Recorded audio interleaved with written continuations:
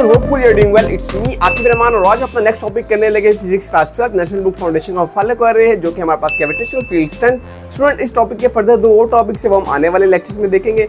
आज हम देखते हैं ग्रेविटेशनल फील्ड है क्या और इस टॉपिक से रिलेटेड जितने भी एसएलओ बेस्ड क्वेश्चन है उसकी फ्री ऑफ कॉस्ट जो है पीडीएफ मैंने बना दी है, वो आपको डिस्क्रिप्शन में लिंक मिल जाएगा, वहाँ से आप उसको डाउनलोड कर सकते हैं। स्टूडेंट स्टार्ट करते हैं सबसे पहले कि ग्रेविटेशनल फील्ड क्या है, उसको कैसे रिप्रेजेंट किया जाता है और ग्रेविटेशनल फील्ड कैसे बिहेव करती है, एक स्फीयर के इनसाइड और एक स्फीयर से आउटसाइड कैसे बिहेव करती है।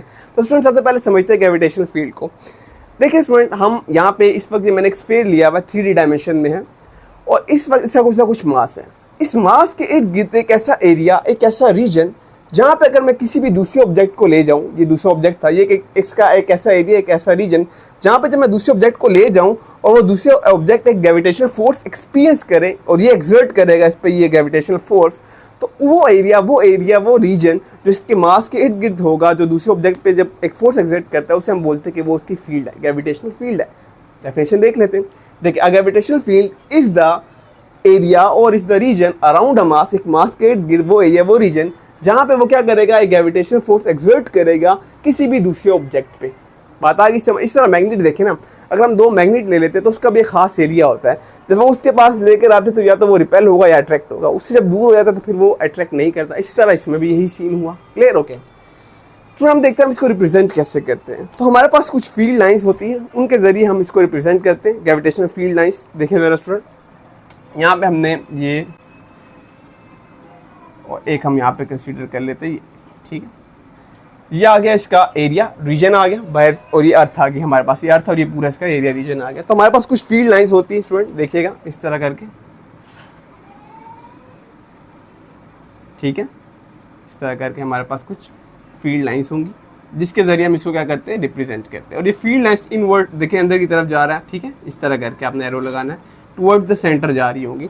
अब याद रखिएगा स्टूडेंट यहाँ पे, ठीक है, सिर्फ ये फील्ड लाइंस हमने बना दी, ठीक होगा कि इस तरह इमेजिनरी हमारे पास ये इस तरह की लाइंस है हमारे पास, ठीक है, फील्ड लाइंस। लेकिन हमें ये बताती क्या है, ये हमें एक तो डायरेक्शन बताती है, दूसरा हमें स्ट्रेंथ बताती है। दो चीज़ें ये ग्रेविटेशन फील्ड लाइंस बताती है।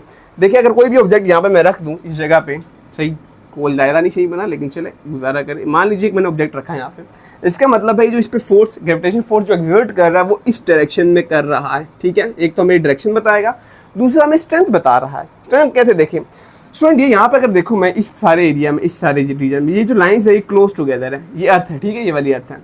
क्लोज टुगेदर का लाइन के देखे आपस में करीब करीब है, और जो हम दूर जा रहे हैं, तो ये देखिए अगर फर्दर इसको मैं एक्सटेंड करूँ स्टूडेंट, तो आपको वाजिया दिख रहा होगा कि जैसे जैसे हम दूर जा रहे हैं तो इनमें जो गैप है यहाँ पे देखें, जो डिस्टेंस यहाँ पे डिस्प्लेसमेंट अगर हम देखें वो यहाँ पे क्या हो रहा है, वो ज़्यादा हो रहा है। तो ज़्यादा होने का मतलब ये हो रहा है कि वहाँ पे जो ग्रेविटेशनल फील्ड है वो वीक है। फॉर अवे जहाँ पे होगा, जहाँ क्लोज टुगेदर है वहाँ ये बता रहा है कि वहाँ पे ग्रेविटेशनल फील्ड की जो स्ट्रेंथ है वो ज़्यादा है, वो स्ट्रॉन्ग है। तो दो चीज़ें, एक डायरेक्शन को बताएगा, दूसरा स्ट्रेंथ को बताएगा। लेकिन ये जो भी मैंने आपको स्ट्रेंथ की बात बताई है ना कि क्लोज टुगेदर है तो वो स्ट्रॉन्ग को बता रहा है, वो फ्रॉम द सरफेस, ये अर्थ है तो सरफेस के ऊपर से बात करते हैं। अगर लाइंस को इनसाइड अगर मैं ले जाऊँ तो वहाँ तो लाइंस और फर्दर क्लोज टुगेदर हो जाएगी, लेकिन वहाँ पे ये बात नहीं करनी। उसी चीज़ को हम आगे देखते हैं। देखिए student, inside a uniform sphere, ये हमारे पास स्फीयर था, ठीक है, ये स्फीयर अर्थ हमारे पास। अगर मैं इसके इनसाइड अगर हम जा रहे, अगर हम इनसाइड की बात करें, वहाँ ग्रेविटेशन फील्ड कैसे बिहेव करेगी, तो हम कहते हैं gravity increases with distance from the centre. इसका जो अंदर इस वक्त सेंटर पड़ा हुआ था, वहाँ से जब मैं दूर जाऊँगा तो हमारे पास ग्रेविटी इंक्रीज होगी। हालांकि अगर हम यहाँ देखें सरफेस से जब हम दूर जा रहे हैं तो वो तो वीक हो रही है, लेकिन जब हम सेंटर से दूर जा रहे हैं, यहाँ ये पॉइंट सेंटर है, सेंटर से जब दूर जाएंगे यहाँ स्ट्रॉन्ग होगी, और इस जगह जब हम सरफेस से बात करते हैं तो फिर हम सरफेस जब दूर जाते हैं तो वीक होती है। अब इस चीज़ को हमने मैथमेटिकली प्रूफ करके आपको दिखाता हूँ कि कैसे ये हो रहा है, ठीक है। अब यहाँ पे अगर हम आसानी से थोड़ा सा मैं इसको वैसे भी आपको समझा देता हूँ स्टूडेंट, ये पॉइंट ओ था। अब यहाँ से यहाँ तक हमारे पास पूरा जो है, लाइक अगर इस पॉइंट से यहाँ तक ये पूरा का जो पूरा था, ये हमारे पास क्या था, इसका रेडियस था। अब ये पॉइंट ए था, बंदा जो था पॉइंट ए पे था, वो जो ऑब्जेक्ट था पॉइंट ए पे था, ये आर इसका टोटल रेडियस था। अब जो ये इधर आ रहा है ना, मतलब मान लो ये इस अर्थ के अंदर घुसता चला जा रहा है और ये इस पॉइंट पे आ गया, पॉइंट बी पे आ गया। अब अगर हम देखें, पहले से आर जो है वो हाफ हो गया, पहले से जो रेडियस है वो कम हो गया। अगर रेडियस कम हो गया, इसका मतलब है अब उसके नीचे जो मास पड़ा है वो जस्ट ये वाला रीजन है, जो मैं भी ये रेड से ड्रॉ कर रहा हूँ। तो देखिए स्टूडेंट, जस्ट ये वाला जो रीजन है, ये वाला जो मास है, ये सिर्फ इस बी के नीचे आ गया, ठीक है। तो अब उसके पास जो मास है वो कम आ चुका है। अगर मास कम आ गया पहले की निस्बत, तो इसका मतलब है अब जो ग्रेविटेशनल फोर्स वो एक्सपीरियंस कर रहा है वो कम कर रहा है। मैं यही समझा रहा हूँ कि अगर हम वैसे देखें तो फील्ड लाइंस जब नीचे फर्दर जाएंगी इस पॉइंट की तरफ यहाँ पे, तो होना तो ये चाहिए कि फील्ड तो नीचे जाके क्लोज हो रही है, यहाँ पे और क्लोज हो रही है, यहाँ तो स्ट्रॉन्ग होना चाहिए, लेकिन ऐसे नहीं है। सेंटर पे हमारे पास वीक होगा और जैसे जैसे सेंटर से हमारा रेडियस बढ़ता चला जाएगा, यहाँ पे पॉइंट ए पे अगर आऊँगा तो यहाँ पे आगे हमारे पास फील्ड क्या होगी, यहाँ पे ज़्यादा स्ट्रॉन्ग होगी, क्योंकि उसके नीचे जो है मास की अमाउंट ज़्यादा आ रही है, और जितना मास की अमाउंट ज़्यादा होगी उतनी वहाँ पे ग्रेविटी जो ग्रेविटेशनल फोर्स होगी वो क्या होगी, वो ज़्यादा होगी। मैथमेटिकली प्रूव करते फर्दर क्लियर हो जाएगा, कन्फ्यूज़ होने की ज़रूरत नहीं है। स्टूडेंट देखिए ज़रा, यहाँ पे हम इसको देख लेते हैं। लास्ट टाइम हमने यूनिवर्सल जो था law of Newton's law of universal gravitation, वो भी हमने प्रूव किया था, वो उसका कॉन्सेप्ट आपको आना चाहिए। और अभी जो ग्रेविटेशनल फील्ड स्ट्रेंथ है वो भी आपको पता होना चाहिए। जो ग्रेविटेशनल फील्ड है उसको हम डिफाइन कर सकते हैं in a form of gravitational field strength, और वो ये होता है, आगे क्वेश्चन नहीं बनाया मैंने ग्रेविटेशनल फील्ड स्ट्रेंथ पे, और पहले आप इसको देखें। ग्रेविटेशनल फील्ड स्ट्रेंथ जो होता है वो होता है फोर्स पर यूनिट मास, यानी कि 1 kg मास पे कितनी ग्रेविटेशनल फोर्स लगती है, उससे हम बोलते हैं ग्रेविटेशनल फील्ड स्ट्रेंथ। कि उससे हमें पता लग जाता है कि उस पॉइंट पे ग्रेविटेशनल फील्ड स्ट्रेंथ कितनी है। अगेन आगे बताता हूँ मैं, फर्दर इसको और एक्सप्लेन कर दूंगा। अभी जैसे तो याद रखें फोर्स पर यूनिट मास है, मेन यही चीज़ है कि कितनी फोर्स लगे, gravitational force per unit mass पे 1 kg मास पे जो फोर्स लगती है उसे हम बोलते हैं ग्रेविटेशनल फील्ड स्ट्रेंथ। इस चीज़ को याद रखना। इसको मैं नाम दे देता हूँ 1 का, ठीक है। हम मैथमेटिकली इस चीज़ को प्रूव करने लगे हैं कि कैसे इनसाइड जो है हमारे पास वीक होती है जबकि लाइंस तो क्लोज होती है। ओके, अब लास्ट टाइम हमने लॉ ऑफ यूनिवर्सल ग्रेविटेशन किया था स्टूडेंट, यस। किसके रिकॉल करें, F इक्वल था हमारे पास किसके, G, ठीक है, mass of earth, mass of object divided by R square, यही था। इसको नाम दे देते 2 का। अब ये जो हमारे पास इनसाइड हम एक यूनिफॉर्म स्फीयर को देख रहे हैं, यानी एक जैसा स्फीयर है, यूनिफॉर्म है, ठीक है।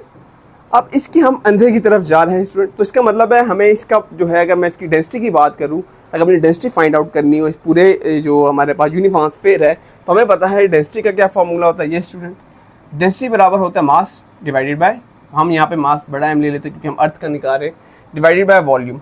वॉल्यूम डिवाइड हो रहा है, वहाँ जाके मल्टीप्लाई हो जाएगा, तो हम कह देंगे मास बराबर आ जाएगा density rho multiply by volume, ऐसे ही है। अब एक स्फीयर का जो वॉल्यूम होता है उसका फॉर्मूला होता है स्टूडेंट हमारे पास, यहाँ पे पुट कर देता हूँ। स्फीयर का फॉर्मूला होता है 4 divided by 3 pi r cube. ये हमारे पास स्फीयर के वॉल्यूम निकालने का फॉर्मूला होता है। सिंपल रेक्टेंगल का तो होता था वो लेंथ विड्थ हाइट के साथ हम मल्टीप्लाई कर देते हैं, ठीक है। लेकिन जो स्फीयर होता है उसका होता है 4 divide by 3 pi r cube, ये याद रखना है आपने, ठीक है। अच्छा, अब इसको नाम दे देते हैं हम स्टूडेंट 3 का, ठीक है।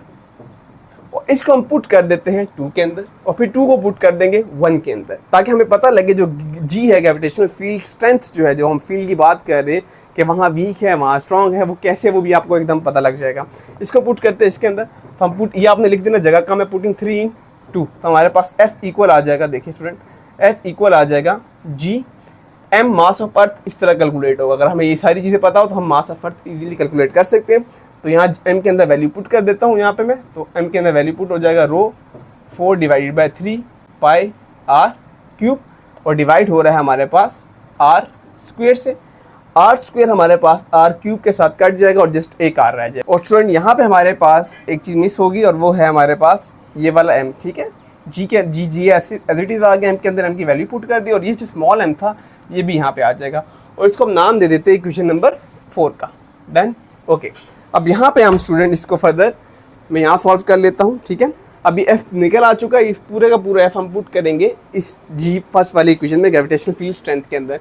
तो G एज इट इज़ लिखा मैंने, F के अंदर F की वैल्यू पुट कर देते हैं ग्रेविटेशनल कांस्टेंट, और रो multiply by 4 divide by 3 pi, और साथ आ गया जस्ट एक r रह गया था रेडियस, और मल्टीप्लाई बाय हो रहा है हमारे पास m, डिवाइड हो रहा है हमारे पास ये जो m पड़ा हुआ है, ये m से क्या हो जाएगा स्टूडेंट, कैंसिल आउट हो जाएगा।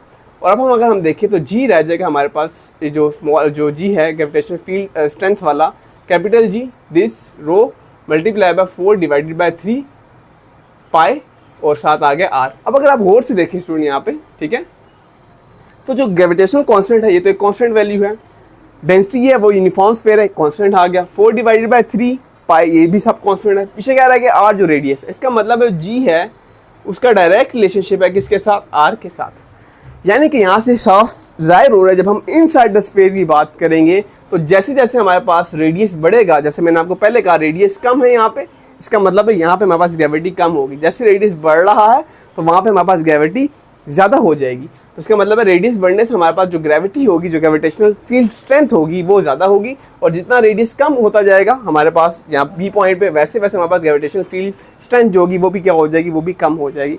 तो दैट्स वाई बात याद रखना, कई साइड जो क्लोज टुगेदर लाइंस होती है वो कभी भी ये शो नहीं करा रहे थे कि वहाँ पे ग्रेविटेशन स्ट्रांग है, बल्कि वो ये शो कराते कि वहाँ पे ग्रेविटी वीक है। हाँ, आउट ऑफ द सरफेस हम यही बात को लेके चलते हैं। क्लियर? ओके। अब हम देख रहे हैं आउटसाइड अ यूनिफॉर्म स्फीयर। उसी स्फीयर की हम आउटसाइड देखने लगे कि अब क्या सीन है। ठीक है, वो मैंने बता दे और वही अब यहाँ पे हमने प्रूव भी करना है। ठीक है, आउटसाइड में वही सीन होगा, जितना दूर जाते जाएंगे ग्रेविटी हमारे पास कम होगी। आउटसाइड में एक चीज याद रखिएगा, जब भी हम आउटसाइड पे बात करते हैं तो हम ये कहते हैं कि जितने का जितना मास है ना उस स्फीयर का, जिस तरह मेरे पास अर्थ है, ठीक है, इस वक्त जिससे अर्थ हम इसको कंसीडर कर रहे हैं, तो हम ये कहते हैं देखिए अब इसका इस छोटे छोटे एटम्स बने हुए, हर एटम का कुछ ना कुछ मास है, और वो हर एक मास जो है, हर एक एटम जो है अलग से क्या कर रहा है, इस ऑब्जेक्ट पे क्या कर रहा है, कुछ ना कुछ फोर्स लगा रहा है जो भी इसके पास पड़ा हुआ है। तो हम ये कहते हैं कि इस ऑब्जेक्ट का जितना सारा का सारा मास है वो कंसंट्रेट हो रहा है कि एक ही बीच पॉइंट पे, यानी सारा का सारा मास हम इकट्ठा कर लेते हैं, पॉइंट मास भी जिसे बोलते हैं, उसको भी आगे भी डिस्कस करूंगा मैं। तो हम ये कहते हैं कि सारा का सारा जो मास है वो जस्ट एक पॉइंट पे इसके क्या हुआ है, अटका हुआ है, यानी कि जो इसका सेंटर है सारा का सारा मास वहाँ पे है। ये ऐसे हम क्यों कहते हैं? सो इसकी वजह यह है ताकि हम इजीली हम क्या कर सके, चीज़ों को कैलकुलेट कर सके, बजाय इसके कि हम हर एक मास को इंडिविजुअली यहाँ कंसिडर करेंगे तो फिर हमें हर एक मास का इंडिविजुअली ये देखना पड़ेगा कि वो इस पर कितनी फोर्स लगा रहा है, कैलकुलस का इस्तेमाल करना पड़ेगा, इंटीग्रेशन करनी पड़ जाएगी, जो कि बहुत ही कॉम्प्लेक्स मेथड है। तो बजाय इसके कि हम हर एक मास का इंडिविजुअली अलग अलग से देखें, तो हम ये कहते हैं कि इस बॉल का जितना का सारा का मास है वो कंसंट्रेट कर रहा है टुवर्ड्स द सेंटर, इसके सेंटर पे सारा का सारा मास क्या कंसंट्रेट हुआ हुआ, ये बात याद रखना। ठीक है, ओके स्टूडेंट, अब यहाँ पे हम देखें तो ये मैंने लिखा भी हुआ है, gravity behave as if all mass is at centre. Gravity ऐसे बिहेव करती है जब हम बाहर आ जाते हैं कि उसको सारा का सारा मास हम कंसीडर करते हैं कि वो सेंटर पर ही है। क्लियर है? ओके। अच्छा, अब यहाँ पे इसको भी ज़रा प्रूफ कर लेते हैं। तो यहाँ पे देखिए, ये मैं अगेन हमें पता है G इक्वल है F डिवाइडेड बाय M के। ठीक है, gravitation field strength, force per unit mass. अब यहाँ पे स्टूडेंट याद रखिएगा, अब क्योंकि हम और यहाँ तो हम देख रहे थे ना कि रेडियस कम ज़्यादा करने की वजह से हमारे पास ग्रेविटी क्या हो रही है, कम ज़्यादा हो रही है। लेकिन अब तो हम सरफेस पे आगे out of the uniform sphere की बात कर रहे हैं। अगर हम out of the uniform sphere की बात कर रहे हैं, इनसाइड अंदर जा नहीं रहा उस तरह में, तो हम इस पूरे के पूरे अर्थ का मास एक दफ़ा पूरे का पूरा कंसीडर करेंगे। अब हम आर को कम ज़्यादा करके नहीं देखने वाले कि कम पे ज़्यादा कम, अगर हम जो आर हमारे पास कम होता जाएगा तो जो ग्रेविटी है वो भी कम होती जाएगी। अब हम वो वाली बातें नहीं करने लगे। अब यहाँ पे हम पूरा का पूरा मास इकट्ठा क्या कर रहे हैं, कंसीडर करने लगे। क्लियर? ओके। तो फिर इसका मतलब ये हो रहा है कि हम एफ की वैल्यू डायरेक्ट पुट कर देंगे। पीछे क्यों मैंने डायरेक्ट पुट उस तरह नहीं की, यही डायरेक्ट पीछे क्यों नहीं पुट किया, उसकी वजह ये है कि हम वहाँ पे शो करवा रहे थे कि रेडियस डिपेंड करता है। रेडियस कम ज़्यादा अगर हम करें तो ऑब्वियसली बात है मास भी कम ज़्यादा होगा। तो ऑब्वियसली बात है यहाँ पे मास का प्रॉपर फार्मूला तो ये है, और ये जो प्रॉपर फार्मूला मास का निकाला था वो तो आर पे डिपेंड कर रहा है। इधर देखो ना आर, तो इसलिए जब मैंने यहाँ पे आर को यहाँ पे मैंने खुद कम किया तो ज़ाहिर सी वजह मैं आर को कम करूँगा तो मास भी तो कम हो जाना था ना, दैट्स वाई। तो फिर वो पूरा कॉन्स्टेंट तो ना रहता, इसलिए अब यहाँ पे क्या कर रहे हैं, और अगर आप आर को बढ़ाते जा रहे हैं तो इस तरह मास की वैल्यू भी बढ़ती चली जा रही थी, और फिर वही आर यहाँ पे आके जी के साथ उसका एक रिलेशनशिप बन गया। बात आ गई समझ? ओके। अब यहाँ पे हम पूरा as a whole earth consider करें, अगर हम एज अ पूरा होल अर्थ कंसीडर करें तो हम डायरेक्ट यहाँ एफ के अंदर, ये एफ की वैल्यू इसके अंदर क्या कर देंगे, पुट कर देंगे। इस पॉइंट पे आपने लिख देना, तो एफ की वैल्यू हम यहाँ पुट कर देते हैं G capital M small M divided by R square. ठीक हो गया स्टूडेंट? और डिवाइड हो रहा है हमारे पास किसके साथ, डिवाइड हो रहा है मल्टीप्लाई में चेंज हो जाएगा, 1/m हो जाएगा, एम से क्या हो जाएगा, कैंसिल आउट हो जाएगा, ये वाला एम था। ठीक है, ये इस वाले एम के साथ कैंसिल आउट हो गया। अब देखिए जी बराबर आ जाएगा small G capital G gravitational constant M, और डिवाइड हो रहा है हमारे पास ये आर स्क्वायर। ये हमारे पास एक नया फॉर्मूला आ गया। अब अगर इसमें देखूँ ग्रेविटेशनल कांस्टेंट क्या है, वही कांस्टेंट वैल्यू है। मास ऑफ अर्थ अब हम एक दफा पूरा का पूरा एक ही दफा हमने कंसीडर किया। अब हम ये नहीं कह रहे कि हम आर के अंदर जा रहे हैं, आर से बाहर आ, मतलब रेडियस कम ज़्यादा नहीं कर रहे हैं, पूरा पूरा मास एक साथ इकट्ठा कंसीडर किया। तो एम की वैल्यू मास ऑफ अर्थ भी यहाँ पे क्या हो जाएगी, कांस्टेंट हो जाएगी। कांस्टेंट हम कहेंगे जी का इनवर्स रिलेशनशिप है आर स्क्वायर के साथ। ठीक है, तो यही तो बता रहा है ना Newton universal law of gravitation, ही तो बता रहा है। ठीक है, कि जैसे जैसे दूर जाएगा हमारे पास ग्रेविटी की जो स्ट्रेंथ होगी वो क्या होगी, वो कम होगी। तो जैसे जैसे हम दूर होंगे, जिस तरह मैंने आपको बताया था, यहाँ से हम फर्दर जब आगे जाते जाएंगे, क्योंकि हम out of the uniform sphere की बात कर रहे हैं, तो जैसे जैसे हम दूर जाएंगे यहाँ से, ठीक है स्टूडेंट, और ये इन्वर्ट लगाना है। तो जैसे जैसे हम दूर जा रहे हैं आर बढ़ेगा, ठीक है। आर जब बढ़ेगा तो यहाँ पे हमारे पास जो ग्रेविटी होगी, वो हमारे पास ग्रेविटेशनल स्ट्रेंथ है वो क्या हो जाएगी, वो कम हो जाएगी। तो यहाँ पे इन्वर्स रिलेशनशिप आ गया, ठीक है। मैथमेटिकली ये चीज़ बुक में प्रूव नहीं हुई, लेकिन मैंने आपको जस्ट आपका कॉन्सेप्ट क्लियर करने के लिए इस चीज़ को यहाँ प्रॉपर प्रूफ करके आपको दिखाया। क्लियर है स्टूडेंट? ओके। और अगेन एक और चीज़ भी याद रखिएगा। अब देखिए, हम कहते हैं कि जब हम आउटसाइड स्फीयर आते हैं तो हम सारा का सारा मास जो है वो उसके सेंटर की तरफ ही क्या करते हैं, कंसीडर करते हैं। इसका मतलब है कि अब मैं जब ये आउट ऑफ द स्फीयर आऊँगा तो इस लाइन को सेंटर तक लेके जाऊँगा। सेंटर लेके जाने का मतलब ये हो रहा है मेरे पास कि हम ये कहते हैं कि जो सारा का सारा मास है वो कहाँ पे, वो टूवर्ड्स द सेंटर इधर इकट्ठा हुआ है। हम ये बात कर रहे होते हैं, ठीक है। इस आर का ये मतलब नहीं होगा कि आपने डिस्टेंस यहाँ से यहाँ तक का लेना है, ये मैं समझा रहा हूँ। इस आर का मतलब यही होगा कि आपने जो डिस्टेंस कैलकुलेट करना है वो उस बॉडी के सेंटर से ही कैलकुलेट करना है। और हम ये बात शुरू में मैंने आपको बता दी क्यों ऐसे करते, ताकि सारा का सारा मास हम सेंटर पे इसलिए कंसंट्रेट करवा देते ताकि हम हर एक मास का इंडिविजुअली ना निकाले कि वो उस ऑब्जेक्ट पे कितनी फोर्स लगा रहा है। इसलिए हम कहते हैं सारा का सारा मास बीच में सेंटर में आ गया। ये बात यार ही आज समझ। अब फिर ये मत कहना यहाँ ये मत सोचने लग जाना तो फिर अगेन यहाँ पे लाइन जो है वो हमारे पास क्या हो रही है, इस साइड पे हम क्लोज टुगेदर अगर अब हम कंसिडर करें तो हाँ, इस सिचुएशन में अब आप कह सकते हो कि सारा का सारा मास जब बीच में आ गया, अब ये मास नहीं रहा, ये अर्थ नहीं, अब हम सारा का सारा जब बीच में मास कंसिडरेट कर लेते हैं तो अब आप कह सकते हो कि यहाँ पे जो क्लोज टुगेदर लाइन है वो हमें स्ट्रॉन्ग को बता रहा है और जो फॉल अवे हो रहा है वो हम पूरा ऐसा कंसिडर कर सकते हैं। होप सो ये समझ आ गया होगा। कोई कंफ्यूजन है यहाँ पे आपको तो आप कमेंट सेक्शन में पूछ सकते हैं। स्टूडेंट अब हम अपना नेक्स्ट क्वेश्चन देखते हैं। Well student, moving to our next question और वो है पॉइंट मास का, कि पॉइंट मास क्या है और जब भी हम अर्थ से बाहर जाते हैं, आउटसाइड जाते हैं स्फीयर के, तो हम क्यों अर्थ को ऐसा पॉइंट मास कंसीडर करते हैं। ऑलरेडी मैंने अभी आपको बता दिया था, ठीक है, कि आउटसाइड यूनिफॉर्म स्फीयर हम क्या करते हैं कि हम जितने भी इसके छोटे छोटे आइटम्स हैं वो हर एक मास बना रहे हैं। और हर एक मास अगर हम देखेंगे तो वो ऑब्जेक्ट पे, अगर ये फील्ड के अंदर एक ऑब्जेक्ट पड़ा हुआ है तो इस पे ये हर एक मास छोटे छोटे हर एक इस पे क्या कर रहा है, एक फील्ड लगा रहा है, ग्रेविटेशन फोर्स एग्जिस्ट कर रहा है। तो बजाय हम इसके कि हर एटम का अलग से मास कैलकुलेट करें और फिर वो इस पे कितनी फोर्स लगा रहा है वो कैलकुलेट करें, तो इससे बेटर हम ये कहते हैं कि इसका सारा जो मास है वो कंसंट्रेट हो जाता है, स्क्वीज हो जाता है टुवर्ड्स द सेंटर, कि सारा का सारा मास जो है इस वक्त वो इसके बीच में सेंटर में हम ले आते हैं ताकि हम इजीली कैलकुलेशन कर सके, इजीली फॉर्मूलाज अप्लाई कर सके। तो यही बात सारी मैंने यहाँ पे लिखी हुई है। और दूसरा इसमें अगर हम देखें तो जो न्यूटन्स का शेल्स थ्योरम था, न्यूटन शेल्स थ्योरम, वो यही कहता था कि अगर हम दूर अगर जा रहे हैं, आउट ऑफ द सरफेस जा रहे, तो हम इस मास को जो है एक ही पॉइंट पे क्या कर लेते हैं, इसको अज्यूम कर लेते हैं कि जो सारा मास है ये टुवर्ड द सेंटर क्या है, कंसंट्रेट है, ताकि इजी टू कैलकुलेशन हो जाए, कॉम्प्लेक्सिटी के पास ना जाए, इंटीग्रेशन का यूज़ ना करना पड़े, ईजी हो जाएगा ना हमारे लिए।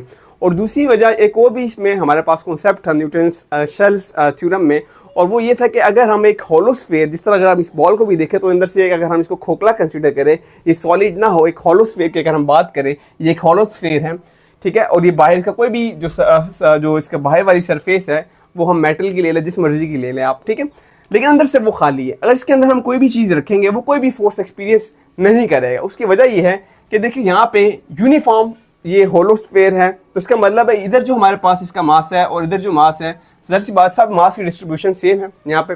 तो जितनी फोर्स यहाँ पे टूवर्ड्स लग रही है, ग्रेविटेशनल फोर्स जो टूवर्ड्स होती है, उतनी ही यहाँ से लगेगी, उतनी ही यहाँ से लगेगी, उतनी ही यहाँ से लगेगी। तो सारी फोर्सेस आपस में क्या हो रही है, कैंसिल आउट हो रही है। तो अगर हम एक होलो स्फीयर के अंदर कोई भी ऑब्जेक्ट रखेंगे तो याद रखिएगा स्टूडेंट, वो कोई भी फोर्स एक्सपीरियंस नहीं करेगा। क्लियर हो गया? ये किसमें आता है, हमारे पास न्यूटन शेल्स थ्योरम में ये बात कही गई है, ठीक है। तो पॉइंट मास जो है, ये जो कॉन्सेप्ट है, ये बेस्ड करता है न्यूटन शेल्स थ्योरम पे। नंबर 2 पॉइंट ये हो गया। तीसरा आपको बता दें, हम इजीली इसमें से कैलकुलेशन कर लेते हैं, Newton universal law of gravitation apply कर सकते हैं, ग्रेविटेशन फील्ड स्ट्रेंथ लगा देते हैं, इसको भी देख लेते हैं कि कैसे आया हमारे पास। और ये हमें जो होता है बिल्कुल करेक्ट रिजल्ट देता है। ये ऐसा नहीं है ये प्रूफ हुआ हुआ, ये बिल्कुल हमें करेक्ट रिजल्ट देता है। ऐसा ज़रूरत ही नहीं कि हम हर एक मास का अलग अलग जो है कैलकुलेट करें। क्यों हम कम्प्लेक्सिटी में जा रहे हैं, तो बजाय इसके हम सारा मास एक ही पॉइंट पर जब ले जाएंगे, कंसंट्रेट करवा देंगे, तो उससे हमारे पास इजीली कैलकुलेशन हो जाएगी, ठीक है। तो this gives correct result without needing complex calculation. Clear? Easy to understand satellite motion, surface gravity and gravitation field strength. तो ये सारी चीज़ें जो होगी हमें इजीली क्या कर सकते हैं, इसको अंडरस्टैंड कर सकते हैं। कैसे इजीली अंडरस्टैंड कर सकते हैं, वही बात आ रही है ना कि हर एक का क्यों अलग अलग हम कैलकुलेट करें। भाई सीधी सी बात है, एक ही दफ़ा हम सारा मास बीच में कंसंट्रेट करवा देंगे और हमें जो भी कैलकुलेशन होगी वो ईजी होगी। फिर अगर हमने यहाँ पे कोई भी सैटेलाइट इसके इर्द गिर्द हमने भिजवाना है तो हम इजीली, जब हमें पता होगा कि अर्थ का मास कितना है, वो इजीली जब कैलकुलेट हो जाएगा तो हम इजीली क्या कर सकते हैं, सैटेलाइट को एक ऑर्बिट में मोशन में मूव करवा सकते हैं। कहीं पे भी किसी पॉइंट में हम इजीली ग्रेविटेशन फील्ड स्ट्रेंथ को कैलकुलेट कर सकते हैं। ओके स्टूडेंट, तो ये हम 4 पॉइंट्स हो गए यहाँ पे, 4-5 points. Okay student, moving to our last question, और वो है what is gravitational field strength and how is similar to the Newton second law formula. आपको ऑलरेडी जब मैं अभी इनसाइड और आउटसाइड यूनिफॉर्म स्फीयर में आपको बता रहा था ग्रेविटेशनल फील्ड को, हमने ये चीज़ डिस्कस कर ली थी ग्रेविटेशनल फील्ड स्ट्रेंथ, लेकिन एक दफ़ा दोबारा देख लेते हैं यहाँ पे। स्टूडेंट देखिए, ये हमारे पास कोई भी, ये इस वक्त प्लैनेट है हमारे, ले लेते हैं, और यहाँ पे ये कोई ऑब्जेक्ट है जिसका मास है 1 kg। तो जो फोर्स लगती है gravitational force per unit mass पे, पर यूनिट मास का मतलब 1 kg मास पे जो ग्रेविटेशनल फोर्स लगेगी, इसको अपनी तरफ ये खींचेगा और ये भी इसको अपनी तरफ खींच रहा है, दोनों एक तरफ एक दूसरे को अपने क्या करेंगे, खींचेंगे, उसको हम बोलते हैं फोर्स पर यूनिट जो मास होता है, उससे बोलते हैं ग्रेविटेशनल फील्ड स्ट्रेंथ। बहुत ईजी था, सिंपल है, ठीक है। अब हम देखते हैं कैसे सिमिलर है न्यूटन सेकंड लॉ जो है हमारे फॉर्मूला के साथ, कैसे सिमिलर है। हमें पता है न्यूटन सेकंड लॉ बराबर होता है इक्वल है एम ए के। ऐसे ही अगर हम एक्सेलरेशन के मुताबिक इसको अरेंज करें तो ये मल्टीप्लाई हो रहा है हमारे पास यहाँ पे स्टूडेंट, और m नीचे जाके डिवाइड हो गया, तो a बराबर आ जाएगा f डिवाइडेड बाय m के, ठीक है। अब यहाँ पे f divided by m force per unit mass, ये भी फोर्स पर यूनिट मास है, ठीक है। लेकिन ये याद रखिएगा जो फोर्स यहाँ पे ये ग्रेविटेशनल फोर्स हो, तो ये बात हो रही है, ठीक है। तो यहाँ पे हम अगर इसको देखें तो कंक्लूजन में हम कह सकते हैं, जाहिर सी बात है, ये भी a बराबर f डिवाइडेड बाय g के, यहाँ पे हम g ले लेते हैं और यहाँ पे भी g लगा देता हूँ, यानी कि ग्रेविटेशनल फोर्स की बात हो रही है, ठीक है। तो दोनों ही सिमिलर हो गए, तो हम कह सकते हैं ना, ये भी इसके बराबर, ये भी इसके बराबर, तो हम कह सकते हैं जो g है वो इक्वल है a के। तो कंक्लूजन क्या हो जाएगा, this means gravitational field strength is same as acceleration due to gravity. तो जिस तरह एक्सेलरेशन ड्यू टू ग्रेविटी होता है, वैसे ही हमारे पास, हम कह सकते हैं वैसी ग्रेविटेशनल फील्ड स्ट्रेंथ होती है। ऐसा यूनिट की बात करें तो हमें पता है ये न्यूटन है, फोर्स न्यूटन में लेते हैं हम, और नीचे हमारे पास मीटर है, तो मीटर हमें पता है, हम थोड़ा नीचे हमारे पास मास है वो हम kg में ले लेते हैं, नीचे से ऊपर जाएगा हमारे पास ये आ जाएगा न्यूटन पर kg, ठीक है। एक तो ये यूनिट आ गया, दूसरा अगर आप न्यूटन के अंदर न्यूटन की वैल्यू पुट कर दे तो वो भी हमें पता है कि वो क्या है, वो उस तरह अगर सॉल्व करना चाहे तो भी आपकी मर्जी है, किलोग्राम मीटर पर सेकंड स्क्वायर किलोग्राम पर किलो, ये वाला। तो ये दोनों आपस में हमारे पास कैंसिल आउट हो जाएंगे, हमारे पास आ जाएगा मीटर पर सेकंड स्क्वायर, इसका भी ये आ जाएगा हमारे पास, और इसका भी सेम यही आ जाएगा मीटर पर सेकंड स्क्वायर, क्योंकि एक्सेलरेशन का यूनिट क्या है, मीटर पर सेकंड स्क्वायर है, ठीक है। तो यूनिट्स भी देखे दोनों के सेम है। स्टूडेंट होप सो आपको यहाँ तक क्लियर हो गया होगा। फिर भी अगर आपको कोई भी क्वेश्चन है, कोई भी क्वेरी, आप कमेंट सेक्शन में आके पूछे, और पीडीएफ आपको मिल जाएगी। #पीस आउट, मिलते हैं नेक्स्ट सेक्शन में, तब तक के लिए अल्लाह हाफिज़।